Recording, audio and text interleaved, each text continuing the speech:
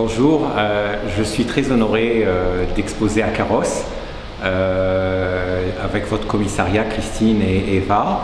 Ce travail, alors moi je suis né à Nice, mon père est du Morbihan, mais il a travaillé toute sa vie à bord des bateaux, notamment à bord du bateau Le France.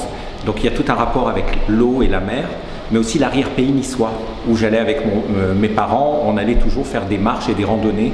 Et donc il y a toutes ces rivières où j'étais toujours fasciné par qu'est-ce qui se trouve dans les rivières. Peut-être il y a des choses cachées dans l'eau, mais il y a aussi ce silence, cette notion de silence et du temps qui passe, la temporalité. Depuis quelques années, je passe aussi quelques temps au Japon. Et le Japon est un pays où l'eau a un rôle très présent dans la vie des Japonais, notamment aussi parce qu'il y a des catastrophes naturelles, les tsunamis, les déluges, des gens qui perdent leur maison. On a vécu ça aussi dans l'arrière-pays récemment. Donc c'est quelque chose qui, voilà, et en même temps, l'eau, c'est l'origine de la vie. Après, je suis très connecté aussi à ce qu'un chercheur japonais avait découvert, c'était la mémoire humaine dans l'eau, puisque l'eau, c'est l'élément de notre corps générateur, le cerveau avec l'eau, et donc l'eau, quelque part, serait le secret qui contient, ça serait le disque dur de notre humanité, des humains. La mémoire est dans l'eau. L'eau contient notre mémoire. Ce fluide de vie, de l'existence. Et alors dans cette série-là, je travaille avec la technique sino-japonaise où quand à l'atelier, la table est recouverte d'un tissu, d'un buvoir, et les encres traversent le papier.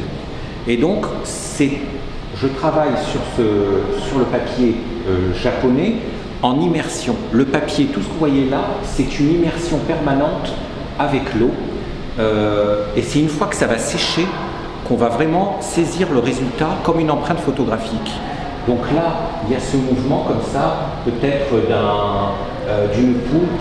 Il y a le rapport aussi à la lumière, puisqu'il y a les eaux du bas, donc sur la terre, mais il y a aussi ce ciel qui est rempli d'eau. Les nuages, la vapeur, l'humidité, ce sont voilà, tous ces éléments-là. Donc il y a le haut et le bas, il y a le milieu, et ensuite il y a aussi les plantes. Alors les plantes, c'est un hommage aux femmes, parce que c'est toutes les mères, la mère, donc les mamans, la mère, l'accouchement dans l'eau, et puis bon, c'est des souvenirs de ma pauvre mère, mais aussi de toutes ces femmes qui ont résisté, qui ont dû tenir aussi dans la vie, et ne pas céder à leur beauté, à se faire belle, même si la vie est dure, ne pas renoncer à aller au coiffeur, tout en étant dans une vie qui n'est pas facile. Et donc voilà, il y a tout ce mouvement-là. Donc c'est pour ça aussi qu'il y a toutes ces paillettes dorées. Voilà, il y a les poulpes, il y a aussi la temporalité du matin, le lever du jour, le soleil et le coucher du soleil. Voilà, donc c'est un peu tous ces éléments. Voilà, voilà le cycle de la vie. Voilà.